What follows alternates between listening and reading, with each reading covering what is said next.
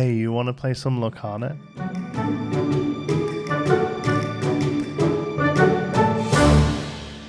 Welcome, Illumineers and fans of the happiest card game on earth. It's a big day in the world of Lorcana. We have a quick start rules guide. This isn't the only thing that's been shown today. We'll talk about that more in a moment. There is going to be a second video, probably tomorrow now, I think, where we go over all of the new cards that are shown. A few of them will crop up here, but we got about 10 or so new cards overall today. Basically, there's a magazine called the GTM, I think it is, the Game Trade magazine. It's part of Gamma, I think, and it goes out to game stores. It's not one we get, so it wasn't something that was on my radar, honestly. But in there is an article about Lorcana focused towards game traders, towards game stores, but it did have some of the rules, basically, like a little rundown of how the game plays. In response to that coming out, Ravensburger have since now come out with a quick start rules, just kind of to get ahead of that and make sure it's all sort of coming official, which makes sense.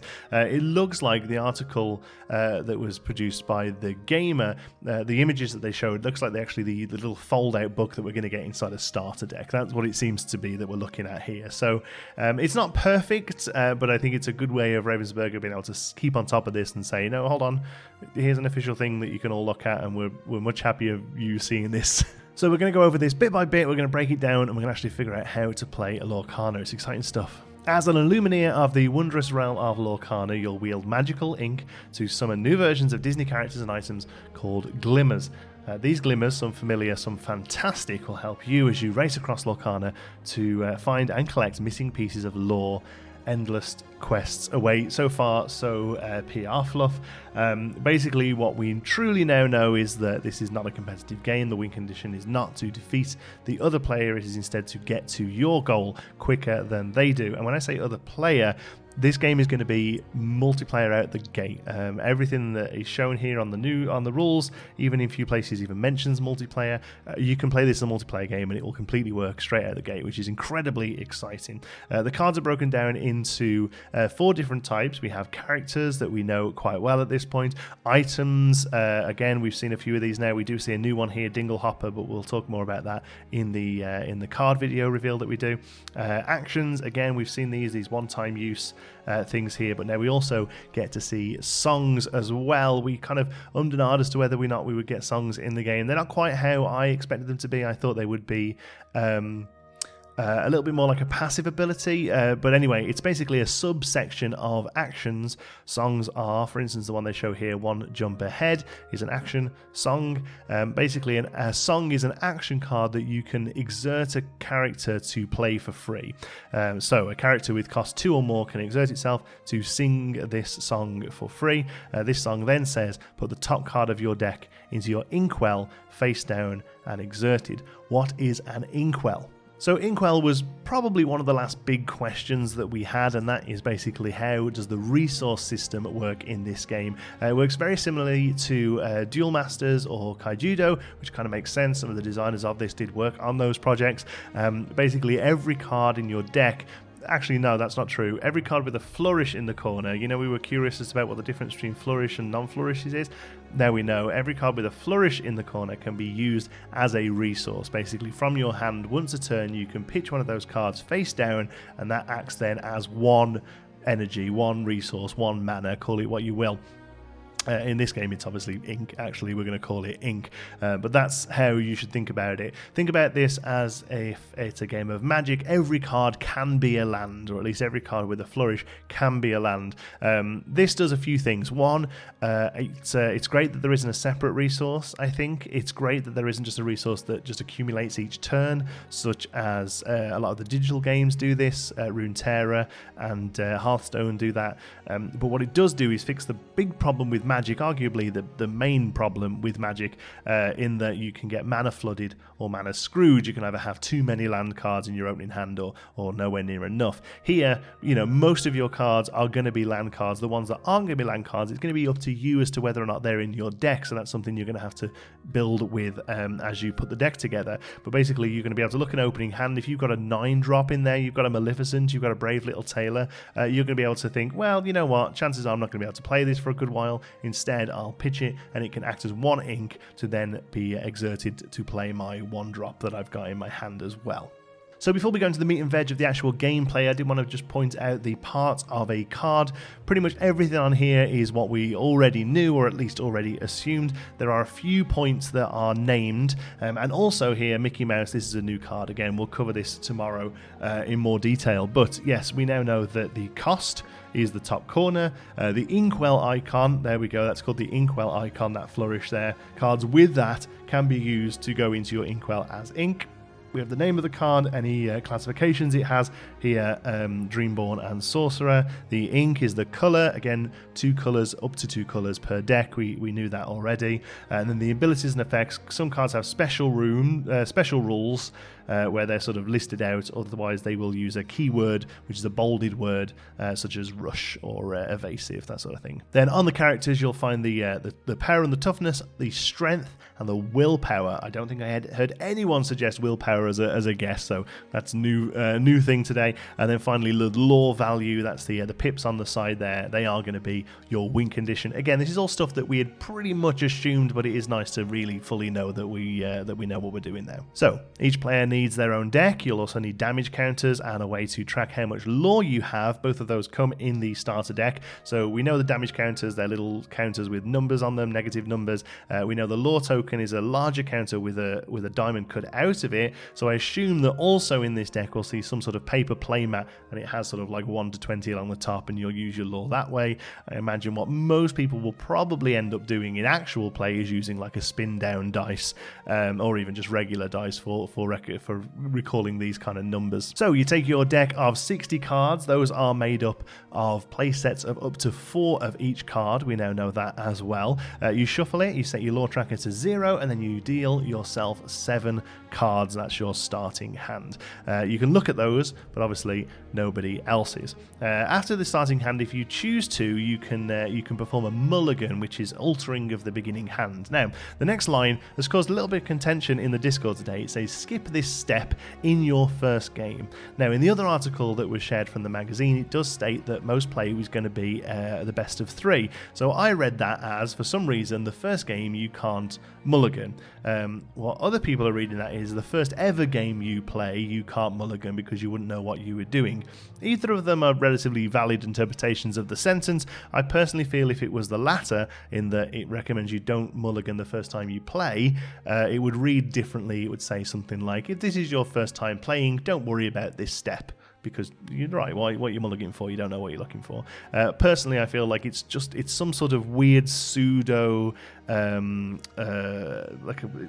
lost my train of thought there. It's like a weird pseudo sideboard when you can mulligan on the second and third, and you can mulligan based on what your opponent did.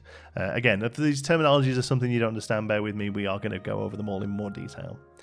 So if you do wish to mulligan anyway, if you do wish to alter your starting hand, it uses a pretty simple mulligan. Basically, as many as you want of the 7, you place them onto the bottom of your deck without revealing them, then draw back up to 7, and then reshuffle your deck. There are many different mulligans. I think this is called a London mulligan, but I'm not 100% sure. If I'm wrong, let me know in the comments, please.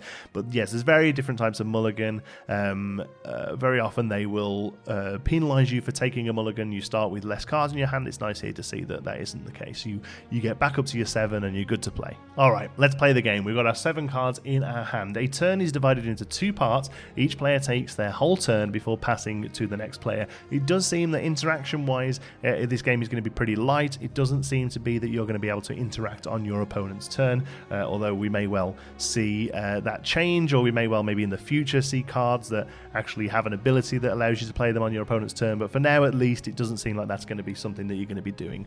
You begin phase by ready. That basically means any cards that you've tapped in a previous turn, you untap them. Ready your exerted cards by turning them upright. Set. Check the effects that happen at the start of your turn and follow their instructions. So I imagine there will be cards that say at the beginning of your turn do X, Y, Z. And then finally, draw. Draw a card from the top of your deck. The first player skips this step on their first turn. Again, that's pretty standard that player 1, turn 1, doesn't draw a card. That's a way of the opponent sort of catching back up again after being on the back foot and taking the second turn. So ready, set, draw. No problems with that really. A lot of people do prefer the draw to be the start of the turn. turn, but I have no problem with there being a small phase in between actually setting and drawing. Whether or not we'll see any actual playable abilities before the drawing is still to be seen. We haven't seen that yet. And then your main phase, you can take one card and put it face down into your Inkwell for it to class then as a resource moving forward. You do have to show that card before you place it face down to show that it does have a flourish. So you are going to have to think a little bit about what you're showing there, because it's just information that you're giving to your opponent. Additionally, then you can take any of the actions listed below any number of times as long as you can afford to do them, and in any order you want. This allows you to take a full advantage of a card you can do in combination with other effects. So you can play a card. You need to exert a number of ink to be able to play it. You can use a character ability that doesn't require them to exert as many times as you like. If you're exerting them, you just get to do it the once, unless I imagine we will see cards that let you unexert so you can go again. You can use an item ability, again in the same way, or you can take an action with a character that's been in play since the start of your turn. These include questing, which we'll talk about in a moment, challenging an opponent's exerted character, that's attacking, and using an ability that requires them to exert. So basically this is what we call summoning sickness in a lot of games. Basically it means that the card has to be there from the beginning of your turn before you can really take advantage of it. The exception to the rule in this game at least seems to be rush, which is a way of them being able to attack or challenge straight away. So your Inkwell is where you put your ink cards face down, and then you'll use them to play cards from your hand. You may put a card from your hand into your Inkwell once each turn. The cards you choose must have the Inkwell icon around the number that we just talked about, and the more ink cards you have, the more you're able to do. And they do stack, they do stand around. So basically each turn you're going to be pitching one card into this pile.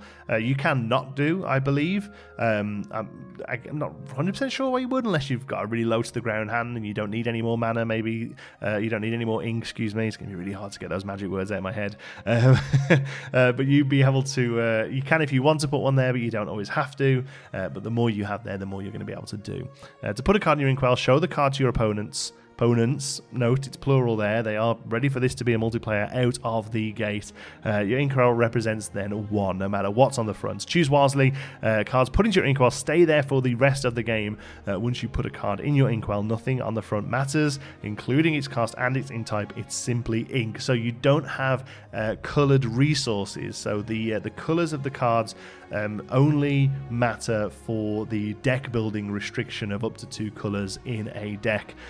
The ink itself isn't coloured, and you don't need a certain type of ink to be able to play a certain colour of card. The only thing I will note there is many trading card games do have the concept of rules with an asterisk. So here is the rule unless a card states otherwise, and usually card text trumps the basic rules. So even though it says here that your cards go to your Inkwell and they're there for the rest of the game, I wouldn't be surprised if eventually we see cards that allow you to take something out of your Inkwell and put it back into your hand. Someone like Dr. What's the guy from from Princess and the Frog? Dr. Phalaso, is it? Voodoo Doctor brings something back. Friends from the other side. Could totally see that being a card. So characters go play in the ready position, but you can't do anything with them until your next turn. You need to wait for their ink to dry, of course. And when you play an item card, you can put it on a table above your Inkwell. Unlike characters, you can use them straight away. So similar to artifacts in Magic, you can use them without any form of summoning sickness. If you play an action card, do what it tells you and then put it into your discard pile. Always put cards into your discard pile face up so that everyone can see them. That is table knowledge. Songs are a kind of action card, but there is a special rule that gives you another way to play them. Each song says a character with cost X or more can exert to sing this song for free. If you have a character with the listed cost or higher, you can exert that character to play the song instead of exerting cards in your Inkwell to do it. Using this approach still counts as playing the card. Rules for when you exert a card's character still apply. Meaning that that's not a way around the ink drying phase, basically. You can only exert a character to pay for a song if you were able to exert that character anyway, so that is something to be worth noting there. Now, questing, here's the big one. We did recently find out that questing was a full mechanic with Maurice. There is a video up in the corner. I don't know how much you can see, I'm trying a different thing today. Somewhere there is a video about Maurice who talks about questing. So yes, questing is basically how you win the game. You exert a character and then you gain that much lore on their character, the number of pips. So if you exerted Brave Little Tailor, you would gain 4 lore. If you hit 20 lore, you win the game. Now, one thing I am quite surprised about is that questing gets you that lore instantly. I assumed that they would exert and then have to make it around the table once before it comes back to you and you gain it. The idea of questing and bringing the lore back, I don't know, that made sense to me thematically, and also it allowed for a chance for people to affect your board before you end up winning. But no, if you quest a character, you get that lore straight away. But as far as challenging goes, you can only challenge an exerted character. So the big crux of the game, the big sort of back and forth, the big tug of war is going to be: do I exert this character to gain the lore from it, but then in turn leave it open for a challenge from my opponents? Challenging works as we expected. When two characters are in a challenge, they both deal the damage according to their strength number to the opponent character's willpower, and that number stacks. So if a 2 swings into a 5, it will take 2, and then from then on it will have 3 until it's either healed or done more damage to it, so it's removed from the game. Again, both of those new cards, we'll talk about new cards next. Using abilities on characters and items, again, this is all stuff we would expect, but I think it's worth going over. They normally affect other cards in play. Cards in a player's deck, discard, hand, or Inkwell aren't in play, so they aren't affected by other cards unless the card says otherwise. Basically what that means is if the card says all of your pirates get +1 lore, it doesn't refer to all the pirates that are still in your deck, it refers to the ones that are on the board. Again, all pretty standard stuff if you're a trading card game player, but you know, there are going to be a lot of new people coming to this, so this sort of stuff does have to be spelt out a little bit, and that is perfectly fine. If a card ability has a cost that appears before its effect, with the two separated by a dash, the cost might include an exert cost, which is the little arrow symbol, an ink cost, which is a number followed by the hexagon, text that explains the cost, or a combination of any of these. You must pay every part of an ability's cost in order to play the ability. A character with a particular ability can't be granted that ability again. You can't use the abilities of a character that you played this turn again, that sort of ink drawing phase. So the example they give is another card mentioned, Beast's Mirror, has the ability Show Me, which reads: exert and pay 3 ink. If you have no cards in your hand, draw a card.